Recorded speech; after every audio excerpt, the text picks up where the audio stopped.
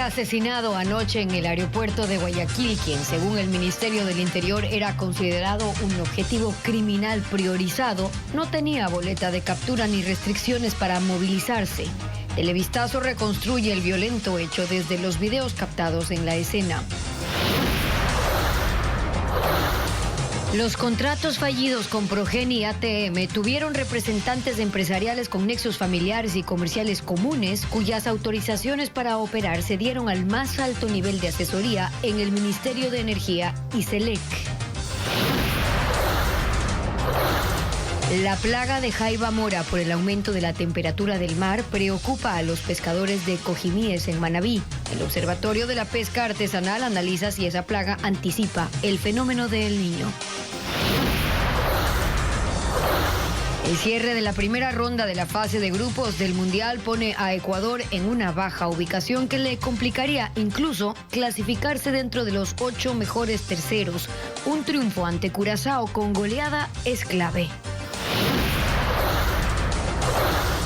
La Tri entrenó este jueves a puerta cerrada definiendo su esquema táctico para el partido del sábado y viajará mañana a Kansas para la segunda fecha del Grupo E. Aires de paz soplan en Medio Oriente. Los presidentes Donald Trump de Estados Unidos y Masoud Pezeshkian de Irán firmaron el acuerdo preliminar de manera anticipada y empezó a correr un plazo de 60 días para negociar la solución definitiva del conflicto.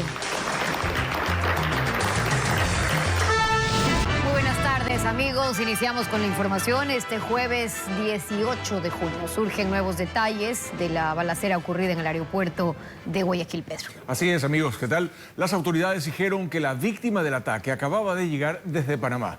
Recuerden que pueden seguir nuestro noticiero también en Ecoavisa Play y ecoavisa.com. Aquí comenzamos.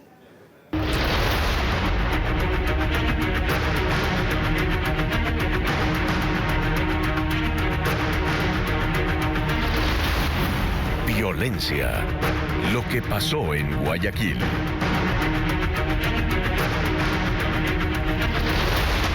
El aeropuerto de Guayaquil retomó sus operaciones con normalidad luego de la balacera desatada ayer en la entrada de arribos internacionales. Un hombre murió, otro quedó herido luego de que 2 menores dispararan contra uno de ellos. Estefanía Arias está en la terminal aérea para contarnos cómo está ahora el ambiente. Estefanía, te preguntamos si los vuelos además ya funcionan con total normalidad. ¿Qué tal, Steffi? Amigos, buenas tardes. Pues todo funciona con normalidad. Son las 1:03 de la tarde y aquí, precisamente en la zona de arribos internacionales del aeropuerto José Joaquín de Olmedo, está repleto de personas, tanto de familiares que vienen a recoger de pasajeros como aquellos que están llegando al país. Pero fue precisamente aquí, en esta zona, donde ocurrió esta balacera que se desató la tarde de ayer, aquí en la zona precisamente de arribos internacionales. Videos que se viralizaron en redes sociales, pues nosotros los recopilamos y logramos hacer la reconstrucción de los hechos, que se los contamos en el siguiente reportaje. Terror y caos, así describen decenas de personas la balacera desatada en el aeropuerto José Joaquín de Olmedo de Guayaquil la tarde del miércoles. Todo comenzó a las 6 de la tarde, cuando 2 menores de edad simulaban esperar a alguien en la salida de arribos internacionales. En sus manos, uno llevaba un peluche y el otro flores. Una vez que ve a su objetivo, uno de ellos camina entre la gente, se acerca, saca un arma y le dispara. Cuando huye, el otro agresor vuelve a dispararle. El resto de las personas empezaron a correr alarmados, intentando refugiarse en algún sitio. Enseguida comenzaron a viralizarse varios videos de lo que había ocurrido en uno de los principales aeropuertos del país. En uno, grabado instantes después del crimen, se ve a 2 personas tiradas en el piso. Familiares de las víctimas gritaban desesperados, pidiendo una ambulancia. ¡Está vivo! ¡Está vivo!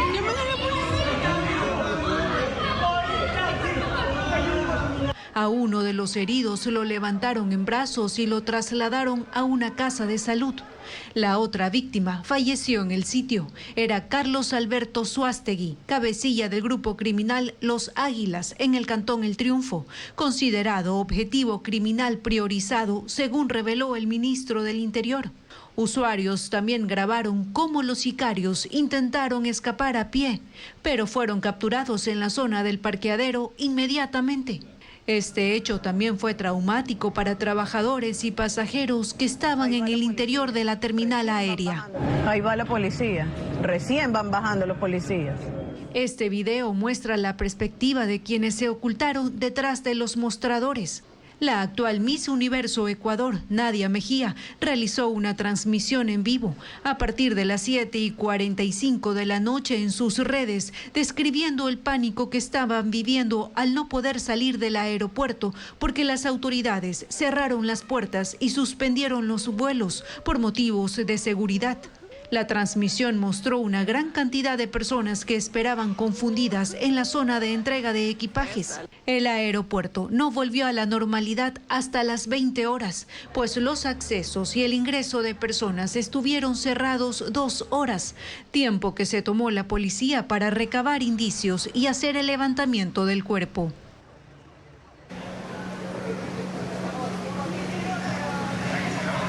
Y estamos con Mauro Freire, él es el jefe de Relaciones Públicas de Taxa, la empresa que administra el aeropuerto José Joaquín de Olmedo. Desde ayer, a partir de las 8:11 de la noche, para ser precisos, se retomaron las operaciones y todo ha funcionado con normalidad. Correcto, desde las 6 de la tarde que tuvimos este accidente, este intento de asesinato aquí dentro de la terminal, se activaron los protocolos internacionales establecidos por la OASI, que es la Organización de Aviación Civil Internacional, donde indica que lo primero que hay que hacer es precautelar la salud y seguridad de los pasajeros y también de la seguridad de las operaciones aéreas. Por eso se cerró la terminal automáticamente, no podían entrar ni salir nadie, ni colaboradores, ni usuarios, ni pasajeros, y también se cerró el perímetro aeroportuario para que obviamente el equipo de investigación y de policías puedan hacer todas las revisiones e investigaciones necesarias. Perfecto, Mauro, muchas gracias. Y de hecho lo que sí nos agregó fuera de cámara es que no hubo cancelación de vuelos ni tampoco reprogramación, porque esa área del aeropuerto siguió funcionando con normalidad. Nosotros, por supuesto, lo que sí hemos evidenciado es que se ha intensificado, se ha reforzado la seguridad del aeropuerto, tanto con guardias privados como policía. Nosotros, por supuesto, estaremos atentos al desarrollo de esta noticia. Estefanía, gracias por tu reporte. Mientras tanto, alias Cachete, considerado por el ministro del Interior como un objetivo criminal priorizado y señalado como cabecilla de los Águilas, podía movilizarse libremente dentro y fuera del país. El funcionario sostiene que no tenía boleta de captura ni restricción judicial que le impidiera viajar o desplazarse y atribuyó esta situación al sistema de justicia. Merlin Ochoa informa. Carlos Alberto Suástegui Villanueva, alias Cachete, tenía 39 años y era considerado un hombre peligroso del crimen organizado en Guayas. En el sistema de justicia tenía antecedentes penales por asociación ilícita, asesinato y delincuencia organizada. Fue brazo derecho de alias Junior Roldán. Tras su muerte en Colombia, asumió el control criminal en El Triunfo, una zona golpeada por extorsiones, secuestros y sicariatos. El ministro del Interior, John Reinberg, lo calificó como un objetivo criminal priorizado y presunto cabecilla de los Águilas. Sin embargo, reconoció que Suástegui podía movilizarse libremente e identificó a los responsables. Quien judicializa es el sistema judicial del país y es el que los deja entrar y salir de las cárceles. Entonces, si una persona entra y sale y el proceso judicial lo permite y no hay boletas de detención, no hay prohibición de salidas del país, a eso no podemos llegar nosotros. Es el problema que tenemos con la justicia y él, en el momento que entró y salió del país, no tenía pues ningún impedimento que lo haya puesto ningún juzgado, quien son los llamados a poner impedimentos de salida. El ministro del Interior no dio una rueda de prensa sobre este tema, dio una entrevista a una radio y luego sus funcionarios enviaron a los demás medios un video editado de menos de 2 minutos. Suástegui viajó a Panamá el 12 de junio y regresó a Ecuador el 17, utilizando sus nombres reales. Su última condena fue por asociación ilícita. Recibió 1 año 6 meses de prisión en 2017. Cumplió la pena y quedó en libertad. Pero, ¿qué significa ser objetivo criminal priorizado? El ministro no ha aceptado una entrevista, pero Ecoavisa conoció que son personas consideradas de alta peligrosidad por inteligencia policial y que, en ausencia de pruebas suficientes para vincularlas a nuevos delitos, permanecen en libertad. Mientras tanto, los menores de 15 y 16 años están en el Centro de Adolescentes Infractores a la espera de la audiencia de formulación de cargos por este caso. Ahí va la...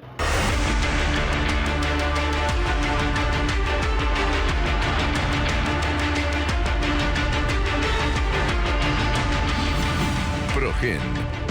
¿Quién es el responsable? El contrato que el Estado ecuatoriano hizo con la empresa estadounidense Progen no solo tuvo millonarias pérdidas y cronogramas incumplidos, también representantes empresariales con nexos comerciales y familiares. Hernán Higuera muestra quiénes fueron y cómo la empresa ATM estaba interesada en el contrato de Salitral.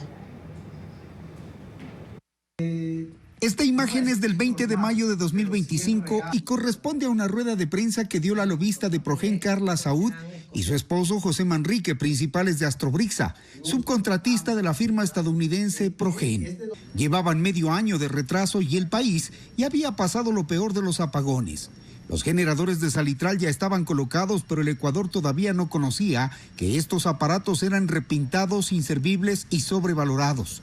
José Manrique en el sector eléctrico ocultaba su nombre y lo conocían como Walter Suárez, porque usaba su segundo nombre y su segundo apellido. 9 días antes de que Termopichincha dé por terminado el contrato, decía que no se cumplió por temas políticos, climáticos y citaba hasta la inseguridad en Quevedo. El huracán que hubo en Florida, donde está justamente la fábrica de Progen en Tampa. Además de todo esto, también recordemos que han existido un tema de cambio de gobierno en nuestras naciones, en el caso de Estados Unidos, y esto ocasionó también un sinnúmero de temas logísticos. Él es Carlos Ortiz. Ahí defendía las obras civiles de Astrobrixa y decía que todo estaba listo para que 29 generadores funcionen. Esperando solamente poder ya realizar su conexionado para poder realizar las pruebas e ingresar a funcionar. Meses antes, Ortiz fue subgerente de producción de Electroguayas. Llegó a ese cargo en la administración de Fabián Calero, aunque él dijo que fue nombrado con el visto bueno de José de Oliveira, asesor de Luque. Duró unos meses en el cargo y luego fue a asesorar a Saúd y Manrique. El otro hombre de la imagen es el ingeniero eléctrico Christopher Barberán, socio de Carla Saúd. Ella hace 6 meses le cedió 200 acciones de la constructora Marbelius S.A. Es hijo de Manuel Barberán, gerente de Electroguayas, que llegó al cargo también con la sumilla de José de Oliveira. Y fue Barberán quien firmó el contrato con Austral Technical Management, ATM, que tiene similares problemas a los de Progen y por eso la central Esmeraldas 3 terminó siendo otro fracaso.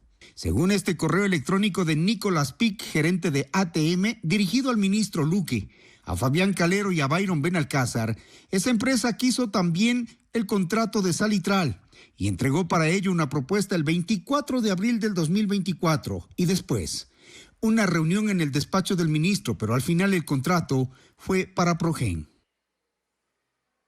Las empresas Progen y Astrobrixa contrademandan a Selec ante el Tribunal de Florida y buscan compensaciones económicas. Estas compañías que antes trabajaban como socios ahora litigan por separado.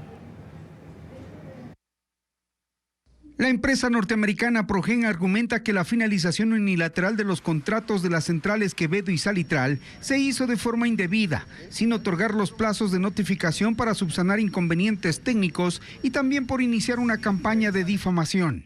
Progen asegura que SELEC y el Ministerio de Energía sabían que los 46 generadores por los que se anticipó $104 millones eran 0 horas de funcionamiento, pero que eso no implicaba que sean nuevos y que explicaron a las autoridades que visitaron su planta antes del proceso de oferta. Progen y Astrobrixa, que eran socios, ahora litigan por separado.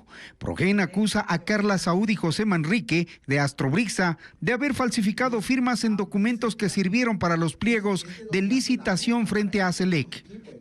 Astrobrixa, por su lado, contrademanda a SELEC porque el escándalo en Ecuador dice le ha hecho perder un contrato de 19 millones de euros en España.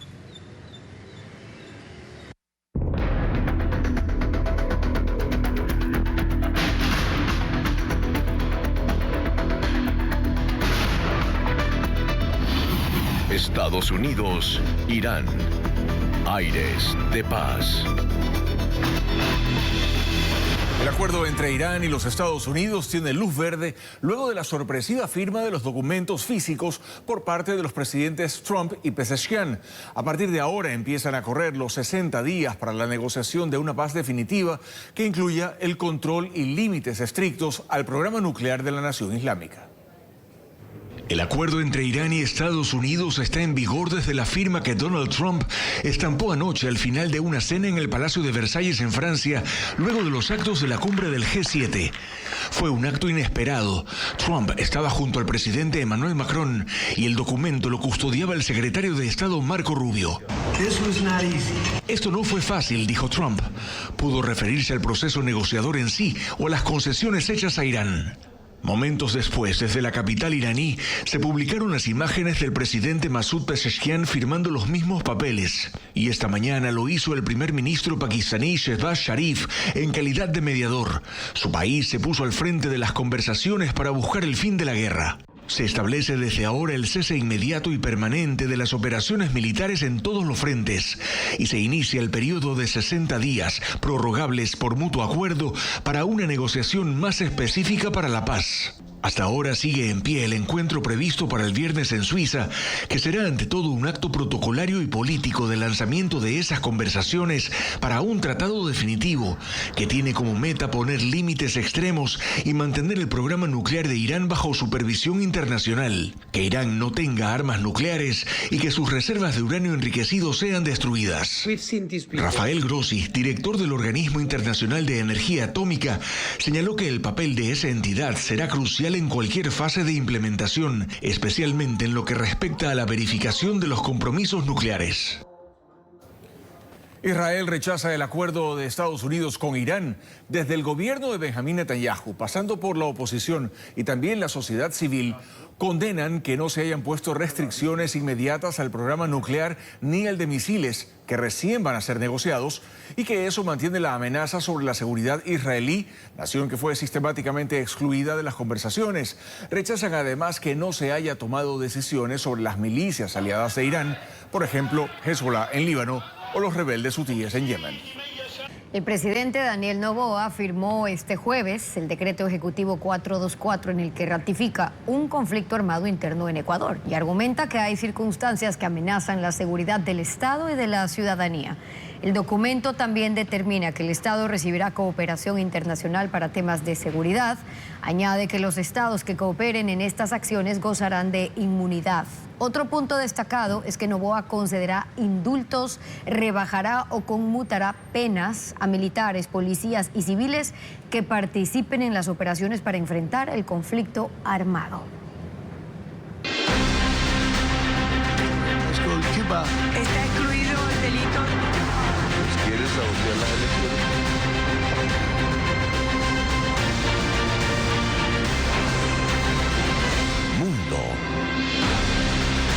Firmado el acuerdo entre Irán y Estados Unidos, se inician ahora los preparativos para la reapertura del estrecho de Hormuz. Cientos de buques cargueros esperan autorización para volver a transitar por esta ruta estratégica por la que circula cerca del 20% del petróleo del mundo, mientras fuerzas navales internacionales y buques especializados se preparan para una misión de desminado que garantice la seguridad de la navegación. 3 superpetroleros con bandera saudí que transportan en conjunto unos 6 millones de barriles de crudo cruzaron hoy el estrecho de Hormuz. Es el mayor envío saudí en varias semanas y una de las primeras señales de reactivación del tráfico marítimo en la zona. Las plataformas de seguimiento informaron que más de 500 embarcaciones comerciales emitieron señales de sus sistemas de identificación automática durante las últimas 24 horas. Estos son barcos que permanecen a la espera de que las navieras les confirmen si pueden navegar por Hormuz de forma segura. Unos 325 petroleros quedaron varados en la región, distribuidos entre el Golfo Pérsico, el Golfo de Omán y otros están fondeados en los principales puertos. Entre los puntos de mayor concentración se encuentran Fujairah, el principal centro de almacenamiento y carga de crudo de los Emiratos Árabes Unidos; Ras Tanura, el mayor puerto exportador de petróleo de Arabia Saudita; y las terminales petroleras de Qatar, Kuwait e Irak, que dependen del estrecho de Hormuz para gran parte de sus exportaciones energéticas.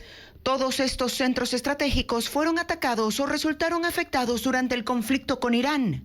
En este escenario, el ministro de Defensa alemán, Boris Pistorius, anunció el envío al Mar Rojo de 2 barcos, el dragaminas Fulda y el buque de apoyo Mosel, que estarán ahí hasta que obtengan los permisos para moverse hacia Hormuz y participar en una eventual misión internacional de limpieza.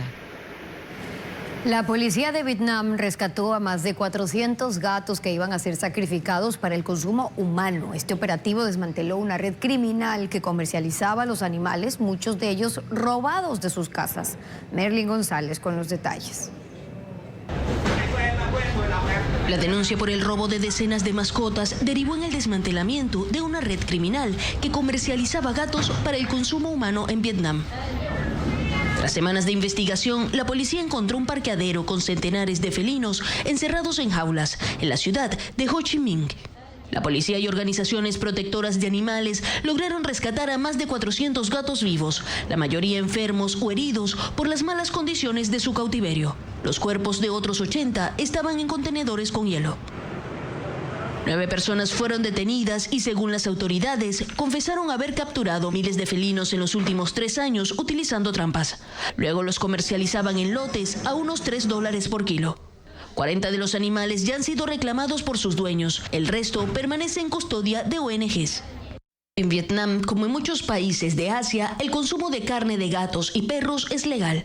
Los restaurantes y proveedores deben demostrar que los animales proceden de granjas certificadas. Sin embargo, en ciertas ciudades se está restringiendo esta práctica por considerarla crueldad. La cartera de Natalie Mafla, la estudiante cuyo cuerpo apareció en una quebrada en el centro de Quito, estaba en una oficina de la Escuela Politécnica Nacional. Esto contradice una versión de la policía. Los abogados de la madre de la joven fallecida aseguran que hay inconsistencias en este caso. Diego Puente con los detalles. Nuevos elementos aparecen en el caso de Natalie Mafla, la estudiante de la Escuela Politécnica Nacional, hallada muerta en una quebrada en el centro de Quito el 9 de junio. Ese día, policías elaboraron un parte de levantamiento del cadáver. En la descripción detallan que se encontró una cartera con una tablet, estuche de sus lentes, incluso tarjetas y credenciales. El equipo legal que representa a su madre indica que la cartera de Natalie nunca dejó la universidad, sino que esta cartera estuvo en poder de la universidad en un departamento, oficina de objetos perdidos, pero eso jamás se les dijo a los padres. Cuando los padres fueron a revisar las cámaras en la universidad nunca argumentó, nunca dijo esto, y recién días después le entregan a la gente de la DINASED. En video se observa a Natalie, de 20 años, caminar por el sector de la Vicentina, sin cartera u otras pertenencias. Para Vergara también hay interrogantes sobre la ropa con la que se encontró el cuerpo. Se encontraba con una chompa, pantalón negro, zapatos blancos, etcétera, pero en el momento de encontrarle, las prendas que tenía eran mucho menos. El abogado señala otras inconsistencias. Por ejemplo, que el teléfono de la menor haya sido devuelto al padre sin que se haya explotado su contenido. Este celular fue ingresado nuevamente a cadena de custodia este miércoles. Cuando se dice que no se encontró nada relevante, ¿cómo es que no se encontró nada relevante si se supone que no abrieron el celular? El caso, por las circunstancias de cómo fue hallado el cuerpo, es investigado como femicidio. Igual para ti, Luigi, gracias por ese reporte. Crece la tensión en el deporte ecuatoriano. El gobierno aún no fija una reunión con el Comité Olímpico Internacional en medio de la pugna por definir cuál es la dirigencia que administrará el Comité Olímpico Ecuatoriano. Vamos a conocer más detalles. Para eso nos enlazamos con Diego Cuenca, que nos trae ahora un informe. Diego, adelante, escuchamos. Buenas tardes. Ayer el Comité Olímpico Internacional, en una carta enviada al Ministerio de Educación y Deporte, aseguró que no reconoce a la Comisión Interventora del Estado en el Comité Olímpico Ecuatoriano y pidió un diálogo con ellos para esta semana. Sin embargo, la interventora asegura que aún no han respondido esa carta y tampoco han fijado una fecha precisa para esa reunión. Escuchemos las declaraciones que hoy dieron en una rueda de prensa. La carta de ayer no había una respuesta, simplemente ministra tiene que hacer un comunicado para poder concertar fechas, porque se ha pedido una reunión virtual entre las partes. No es que estemos confiados, tenemos el argumento necesario para explicarle al Comité Olímpico Internacional por qué hemos llegado a esta instancia. Mientras ese encuentro se sigue aplazando, los deportistas ecuatorianos corren el riesgo de que el Comité Olímpico Internacional prohíba la participación de los atletas en las próximas competencias internacionales. Y todo esto ocurre porque el Estado ecuatoriano no reconoce a la dirigencia del Comité Olímpico Ecuatoriano, que fue elegida en mayo del año pasado, pues según el gobierno no pudieron registrarse legalmente. Diego, gracias por este reporte. Amigos, vamos a una pausa en Televistazo. Regresamos con más noticias en minutos.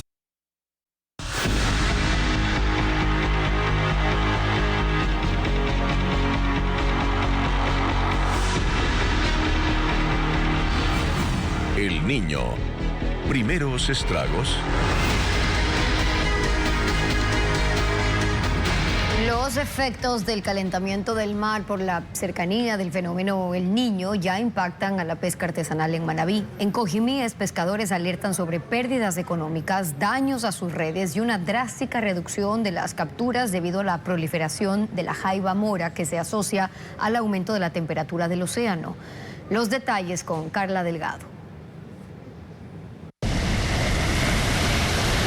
El mar se calienta y la crisis golpea a los pescadores de Cojimíes.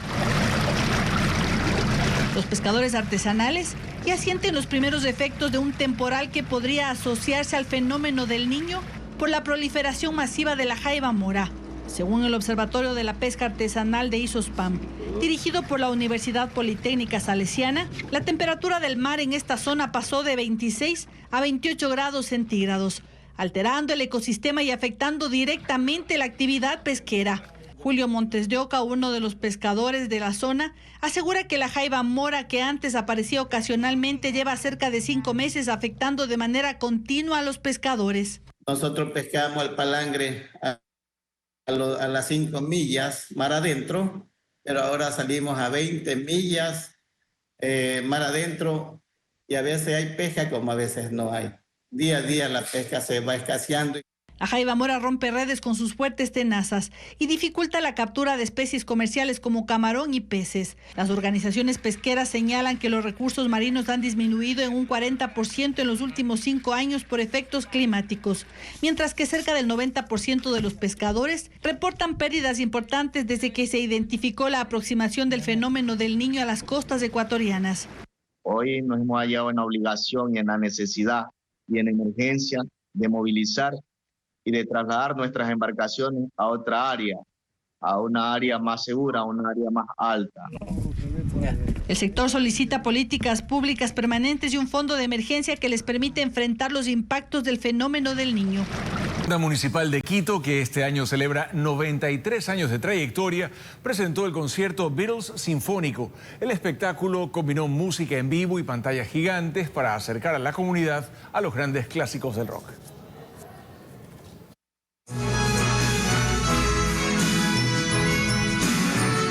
...42 músicos en escena interpretaron los temas más emblemáticos de los Beatles.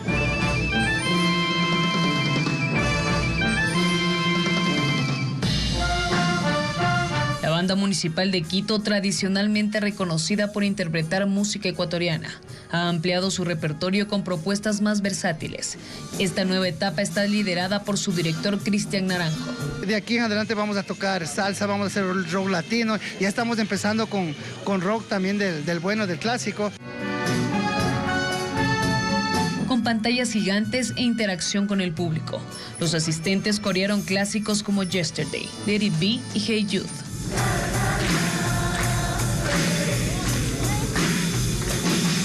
Soy fan de los Beatles, soy fan de la música y también de la sinfónica, entonces es un espacio muy interesante y aquí con la familia y los amigos también. Con 93 años de trayectoria, la Banda Municipal de Quito hizo cantar y revivir recuerdos a más de 800 personas en un concierto gratuito realizado en el Teatro Capitol.